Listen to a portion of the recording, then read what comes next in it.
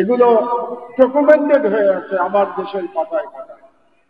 এবং আরো একটি কাজ আমরা করেছিলাম, বাংলাদেশের এই ফ্যাসিজমের 15 বছরে যে আলেমদের উপরে ভয়ানক জুলুম চালানো হয়েছিল, সেই আলেমদের কাহিনীও আমরা সিরিজ আকারে প্রকাশ করেছিলাম আমার দেশ পত্রিকায়।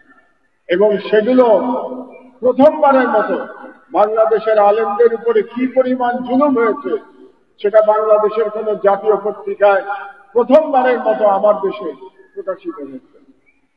আরেকটি প্রতিশ্রুতি আমি তাদেরকে দিয়েছিলাম যে যতদিন আমার দেশ থাকবে আমরা জুলাই শহীদদের ভুলতে দেব না, জুলাই যোদ্ধাদের আমরা ইনশাআল্লাহ ভুলতে দেব না। যতদিন আমার দেশ প্রকাশিত হতে থাকবে ততদিন সেখানে জুলাই শহীদের গল্প, জুলাই শহীদের বীরত্বের কাহিনী সেখানে প্রকাশ পেতে থাকবে। এবং আমরা জুলাই বিপ্লবকে ধারণ করি, আমরা গর্বের সাথে বলি যে আমার দেশ জুলাই বিপ্লবকে ধারণ করে। এবং আপনাদের সকল কাজের মধ্যে আমার দেশকে আপনারা কাছে পাবেন।